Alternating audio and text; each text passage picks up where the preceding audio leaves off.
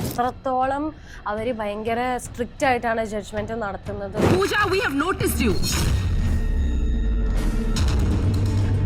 അത് അത്രയും ഫയറിൽ തന്നെയാണ് ആ ഷോ മുന്നോട്ട് പോകുന്നത് എന്നുള്ളതാണ്.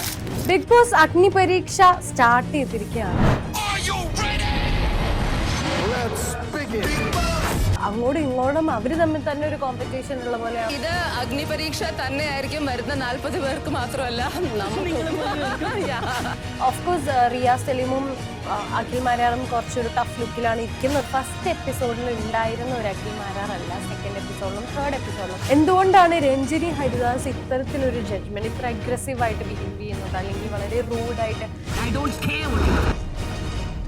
ഇന്നലെ തേർഡ് എപ്പിസോഡിൽ നടന്ന ഒരു എലിമിനേഷൻ രീതിയാണെങ്കിൽ പോലും കാര്യങ്ങൾ മുഖത്ത് നോക്കി അത് നിനക്ക് വേണ്ടെങ്കിൽ അവന് എന്നുള്ള രീതിയിൽ എന്റെ കയ്യിലായിരുന്നു, അവൻ എന്റെ വാങ്ങിച്ചിട്ടുണ്ടായിരുന്നു. പിന്നെ ഞാൻ വിചാരിച്ചു എന്നെ ഹെൽപ്പ് ചെയ്യാൻ വേണ്ടി ഓപ്പൺ ചെയ്തായിരിക്കുന്നു. കണ്ടസ്റ്റൻസ് തമ്മിൽ ഒരു ഫൈറ്റ് ഉണ്ടായ സമയത്ത് പോലും എനിക്ക് കോൺഫിഡൻസ് ഇല്ല, അന്ന് നീ എലിമിനേറ്റ് ആയി പൊക്കോ. നെക്സ്റ്റ് നമ്മളോട് അഗ്നി പരീക്ഷയിൽ നിന്ന് വിട പറയുന്നത് എവിക്റ്റ് ചെയ്യാൻ അല്ലെങ്കിൽ ഡേഞ്ചറസ് സോണിൽ ഇടാൻ അവർ തീരുമാനിച്ച ആളെ മാറ്റി ഹിന്ദിയിൽ നടക്കുന്ന അഗ്നി പരീക്ഷ അവർക്ക് അവരുടെ ന്യായീകരണങ്ങൾ പറയാനുള്ള ഒരു സ്പേസ് കൂടെ ഇപ്പൊ ശരിക്കും ഉണ്ട് എന്നുള്ളതാണ്. അവർക്ക് എല്ലാത്തിനും ആക്സസ് ഉണ്ട്.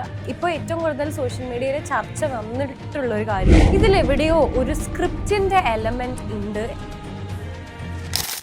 ബിഗ് ബോസ് അഗ്നി പരീക്ഷ സ്റ്റാർട്ട് ചെയ്തിരിക്കുകയാണ്. അപ്പോൾ അഗ്നി പരീക്ഷയുടെ 2-3 എപ്പിസോഡ്സ് ഒക്കെ കണ്ട നിങ്ങൾക്കറിയാം ജഡ്ജസിൻ്റെ തീരുമാനങ്ങൾ, അവർ ജഡ്ജ് ചെയ്യുന്ന രീതികൾ എത്രത്തോളം അവർ ഭയങ്കര സ്ട്രിക്റ്റ് ആയിട്ടാണ് ജഡ്ജ്മെൻറ്റ് നടത്തുന്നത്. ഒട്ടും ഫേവറിസം കാണിക്കാതെ വളരെ സ്ട്രിക്റ്റ് ആയിട്ടും അവർ അങ്ങോട്ടും ഇങ്ങോട്ടും അവർ തമ്മിൽ തന്നെ ഒരു കോമ്പറ്റീഷൻ ഉള്ള പോലെയാണ് അവർ ശരിക്കും പറഞ്ഞാൽ ജഡ്ജ്മെൻറ്റ് ചെയ്യുന്നത് പോലും. അപ്പോൾ ബിഗ് ബോസിൻ്റെ ഈ അഗ്നി പരീക്ഷ എന്ന് പറയുന്ന മലയാളത്തിൽ ആദ്യമായി അവർ നടത്തുന്ന ഒരു പ്രീ ഷോ, ഈ ഷോയിൻ്റെ സ്റ്റാർട്ട് ചെയ്തപ്പോൾ മുതൽ ആദ്യത്തെ 3 എപ്പിസോഡുകൾ വന്ന് കഴിഞ്ഞിട്ടും അത് അത്രയും ഫയറിൽ തന്നെയാണ് ആ ഷോ മുന്നോട്ട് പോകുന്നത് എന്നുള്ളതാണ്.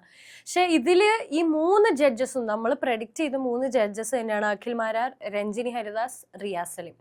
ഈ 3 ജഡ്ജസും ഈ അഗ്നി പരീക്ഷയുടെ ജഡ്ജിങ് പാനലിൽ ഇരുന്നു കൊണ്ട് അവരുടെ അഭിപ്രായങ്ങളും തീരുമാനങ്ങളും പറയുന്നുണ്ടെങ്കിലും ഇപ്പോൾ ഏറ്റവും കൂടുതൽ സോഷ്യൽ മീഡിയയിൽ ചർച്ച വന്നിട്ടുള്ളൊരു കാര്യവും ഈ അഗ്നി പരീക്ഷയുടെ എപ്പിസോഡുകൾക്ക് ശേഷം ഏറ്റവും കൂടുതൽ ചർച്ചയാകുന്ന ഒരു കാര്യവും എന്തുകൊണ്ടാണ് രഞ്ജിനി ഹരിദാസ് ഇത്തരത്തിലൊരു ജഡ്ജ്മെന്റ് ഇത്ര അഗ്രസീവായിട്ട് ബിഹേവ് ചെയ്യുന്നത്, അല്ലെങ്കിൽ വളരെ റൂഡായിട്ട് വളരെ കട്ടൻട്രി ആയിട്ടുള്ള ഡിസിഷൻസും എപ്പിസോഡ്സിൽ പറയുന്നത് എന്തുകൊണ്ടാണ്? ഇങ്ങനൊരു രഞ്ജിനി ഹരിദാസിനെ അല്ലല്ലോ നമുക്കറിയുന്ന രഞ്ജിനി ഹരിദാസ്. ഇത്രയ്ക്കും ഒരു ഭയങ്കര അരഗന്റ് ആയിട്ടുള്ള ഒരു അഗ്രസീവ് നേച്ചറിലുള്ള ജഡ്ജിങ് കാണിക്കുന്നുണ്ട്. അപ്പോൾ ഇതാണോ റിയൽ രഞ്ജിനി ഹരിദാസ്, നമ്മൾ കണ്ടിട്ടുള്ളതാണോ റിയൽ രഞ്ജിനി ഹരിദാസ് എന്നൊക്കെ ഒരു ചർച്ചയും ടോപ്പിക് ഓഫ് ഡിസ്കഷനൊക്കെയാണ് ഇപ്പോൾ.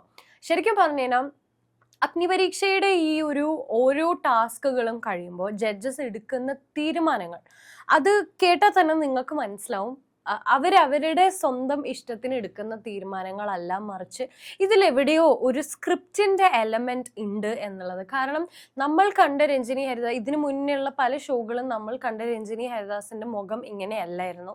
പക്ഷെ രഞ്ജിനി ചേച്ചി മാത്രം ഇങ്ങനെ പ്രതികരിക്കുക, ബാക്കി രണ്ടുപേരും ഇത്രയും രൂക്ഷമായി പ്രതികരിക്കുന്നില്ല. ഓഫ്കോഴ്സ് റിയാസ് സലീമും അഖിൽ മാരാറും കുറച്ചൊരു ടഫ് ലുക്കിലാണ് ഇരിക്കുന്നത്. പക്ഷെ എന്നാൽ പോലും വളരെ ഓപ്പൺ ആയിട്ട് ഇത്രയും സ്ട്രെയിറ്റ് ഫോർവേഡായിട്ട് കാര്യങ്ങൾ മുഖത്ത് നോക്കി അത് നിനക്ക് വേണ്ടെങ്കിൽ അവന് എന്നുള്ള രീതിയിൽ അത്രയും ബ്രൂട്ടലി ഓണസ്റ്റ് ആയിട്ടുള്ള കാര്യങ്ങൾ രഞ്ജനി ചേച്ചി പറയുന്നുണ്ട്. അപ്പോൾ അത് കേൾക്കുമ്പോൾ തന്നെ നമുക്ക് മനസ്സിലാവും ഇതിലെവിടെയോ ഒരു സ്ക്രിപ്റ്റിൻ്റെ എലമെന്റ് ഉണ്ട് എന്നുള്ളത്. രഞ്ജനി ചേച്ചിക്ക് പ്രോപ്പറായിട്ട് ഇൻസ്ട്രക്ഷൻസ് കിട്ടുന്നുണ്ട് ഈ ഒരു ക്യാരക്ടറിൽ ഇരിക്കുക എന്നുള്ളത്. നമുക്കറിയാം ചേച്ചി ഒരു ആർട്ടിസ്റ്റാണ്, ഒരു ആങ്കറാണ്, ഈ ഒരു ഫീൽഡിൽ വർക്ക് ചെയ്ത ഒരാളാണ്. അപ്പോൾ അവർക്ക് കിട്ടുന്ന ഇൻസ്ട്രക്ഷൻസ് വെച്ചിട്ട് ആ ഷോയിൽ രഞ്ജിനി ഹരിദാസ് കമ്മിറ്റ് ചെയ്തത് ഈ ഒരു പാറ്റേണിൽ ജഡ്ജായി ഇരിക്കാൻ എന്നുള്ളതാണ്. ചിലപ്പോൾ 3 ജഡ്ജസിനും ഓരോ രീതിയായിരിക്കും കൊടുത്തിട്ടുണ്ടാവുക.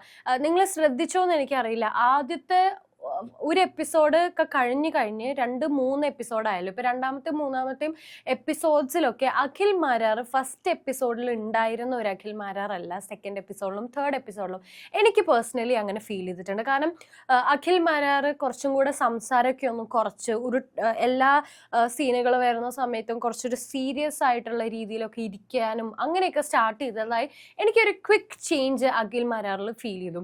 അപ്പോൾ ചിലപ്പോൾ ഇതെല്ലാം ഒരു ഒരു സ്ക്രിപ്റ്റിൻ്റെയോ അല്ലെങ്കിൽ ഇത് പറഞ്ഞു കൊടുത്ത് അവർക്കായിട്ട് ഇങ്ങനെ ചെയ്യണം, നിങ്ങൾ ഇങ്ങനെ ബിഹേവ് ചെയ്യണം, ഇങ്ങനത്തെ രീതിയിലുള്ള ജഡ്ജസിനെയാണ് ഞങ്ങൾക്ക് വേണ്ടത് എന്ന് ചിലപ്പോൾ അവർക്കൊരു ഇൻസ്ട്രക്ഷൻ കൊടുത്തിട്ടുണ്ടാവാം. ആ ജഡ്ജസ് ആ ബേസിസിലായിരിക്കാം ഈ ഒരു ജഡ്ജിങ് പാനൽ അല്ലെങ്കിൽ ഈ ഒരു ജഡ്ജിങ് രീതി അവർ മുന്നോട്ട് കൊണ്ടുപോകുന്നത്.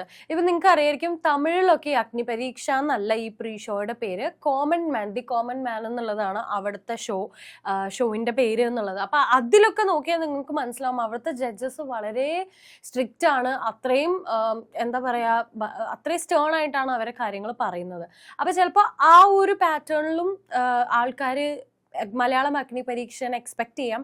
അതുകൊണ്ടായിരിക്കും ഇങ്ങനെ ഒരു ജഡ്ജിങ് പാനൽ ഫസ്റ്റ് എപ്പിസോഡിനേക്കാളും എനിക്ക് സെക്കൻഡ് എപ്പിസോഡിലും തേർഡ് എപ്പിസോഡിലും ജഡ്ജിങ് പാനലിൽ ഒരു ഡിഫറൻസും അവരുടെ ആറ്റിറ്റ്യൂഡിൽ ഒരു ഡിഫറൻസും എനിക്ക് പേഴ്സണലി ഫീൽ ചെയ്തു എന്നുള്ളത് തന്നെയാണ്.